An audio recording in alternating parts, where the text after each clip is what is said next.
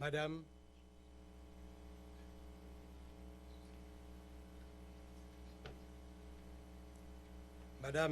Messieurs les membres du Conseil présidentiel de transition, Monsieur le Premier ministre AI, Mesdames, Messieurs les ministres, Monsieur le vice-président de la Cour de cassation, Monsieur le vice-président du Conseil supérieur du pouvoir judiciaire, Mesdames, Messieurs les chefs de mission diplomatique en Haïti,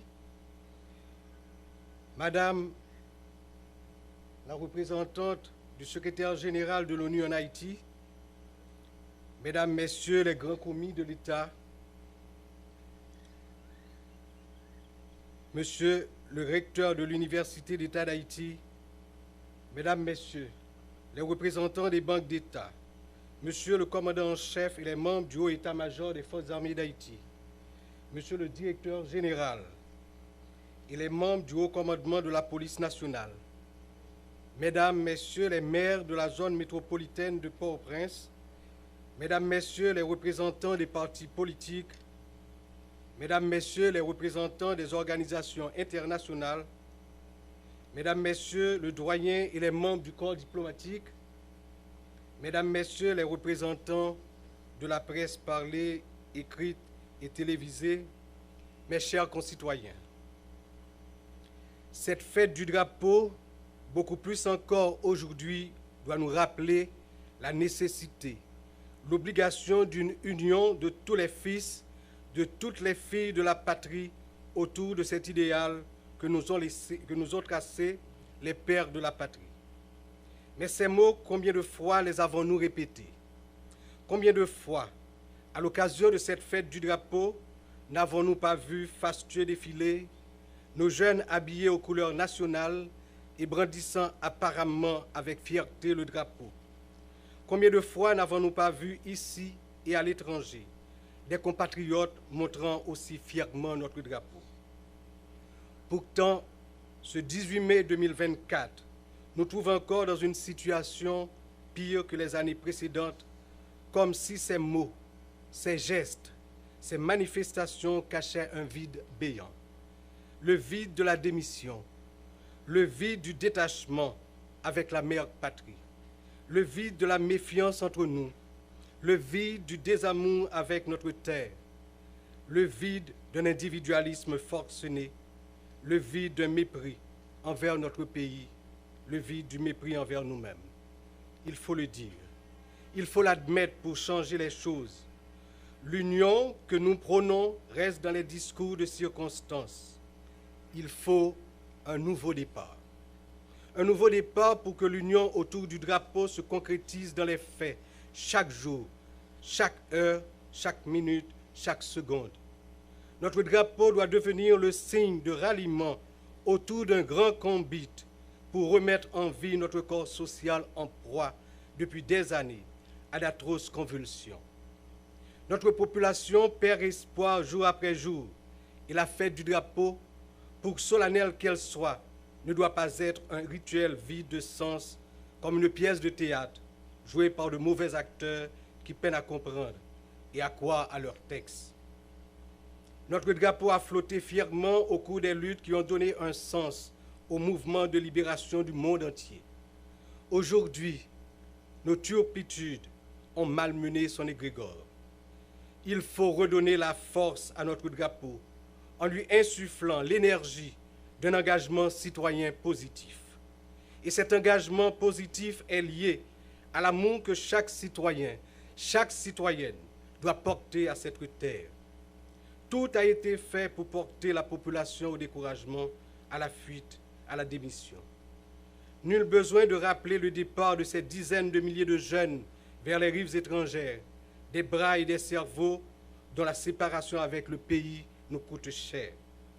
Car pendant que la bonne sève part, une mauvaise sève s'étale comme une lèpre, la sève de la délinquance, la sève de la corruption, la sève de la mort. Ce n'est pas sans raison que la fête des enseignants, des enseignantes, précède celle du drapeau. Je salue avec émotion le travail de tous les enseignants, de toutes les enseignantes, qui dans un contexte jour après jour plus difficile, restent fidèles à leur mission, alors que jusqu'à présent, on ne leur accorde pas suffisamment l'importance qu'ils méritent. Nous parlons d'union pour cette fête du drapeau, mais l'union ne peut aboutir à de grandes réalisations que si elle rassemble des cerveaux, des âmes bien trempées aux sources du savoir, de la connaissance et de l'éthique. Si le pays tient toujours dans cette tempête qu'il traverse, c'est parce que des enseignants, des enseignantes, en tenant ferme la barre, ont pu former des cerveaux et des âmes qui constituent comme un dernier carré face au déferlement d'une barbarie qui ne se cache plus. L'État doit au plus vite travailler à la revalorisation du métier d'enseignant et penser un système éducatif qui prend en compte nos réalités et nos besoins dans tous les domaines. Le drapeau, c'est avant tout l'éducation pour former des citoyens. Le 18 mai, c'est aussi la fête de l'université. Jeunesse universitaire, si vous êtes la cible des gangs armés, c'est tout simplement parce que vous représentez l'avenir du pays. En s'attaquant à vous, ils tentent de détruire l'âme de la nation. Mais avec la force et la résilience qui sommeillent en vous, ils ne réussiront pas. Vous serez debout pour que l'université puisse jouer son rôle de vecteur du développement.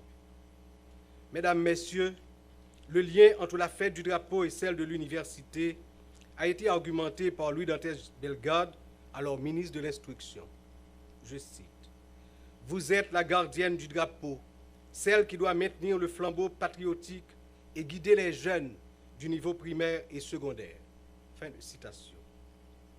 Je vous invite donc à être à la hauteur des circonstances pour parvenir à cette noble mission. Le drapeau, c'est aussi le symbole de notre souveraineté. Souveraineté qui ne peut être qu'un concept sans aucun sens si la sécurité n'est pas rétablie dans notre pays. Et l'insécurité est le pire ennemi de l'Union et donc du drapeau.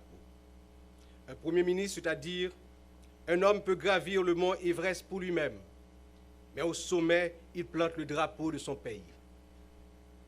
Le 18 mai, jour du drapeau, doit devenir à partir d'aujourd'hui une vraie fête de l'union et de l'engagement patriotique. Je rends un vibrant hommage à toute cette jeunesse qui continue à apprendre, à lutter pour que le pays vive, pour que chaque quartier, chaque commune, chaque ville soit protégée des vilainies de la violence et de la corruption. Je ne peux m'empêcher d'avoir aussi une pensée pour ces jeunes qui, plongés dans l'abandon et la misère, sont devenus la proie de ces démons qui ont toujours œuvré à la destruction de notre patrie. Tout cela pour rappeler la responsabilité des dirigeants, des dirigeantes de la nation envers la jeunesse dans toutes ses composantes sociales. Le politique est surtout et avant tout au service de la communauté. Empêtré dans nos pratiques traditionnelles, stériles et souvent suicidaires pour la nation, nous l'oublions. La fête du drapeau doit nous rappeler aussi qu'il n'y a pas de territoire perdu. Chaque mètre de notre territoire est la possession de l'État haïtien. Le drapeau haïtien, symbole aussi de l'autorité de l'État, flottera partout bientôt pour bien signifier que le règne de l'insécurité permanente prend fin. Ensemble, à l'occasion de cette fête du drapeau, sonnons le grand ralliement pour le combat final qui permette la reprise de toutes les activités sur le territoire national et un retour à la vie normale dans tous les secteurs. Compatriotes haïtiens, femmes ou garçons, dans toutes couches, toutes classes, toutes couleurs dans la société, si la yo qui en dedans, tant que si la qui dehors pays, on rassemblé en bas de drapeau nous, pour nous lever escamp figi pays, remettre sous deux pieds militaires pour ensemble, nous prendre route développement et progrès dans la paix, l'amour et la stabilité, sans jamais regarder derrière. Merci.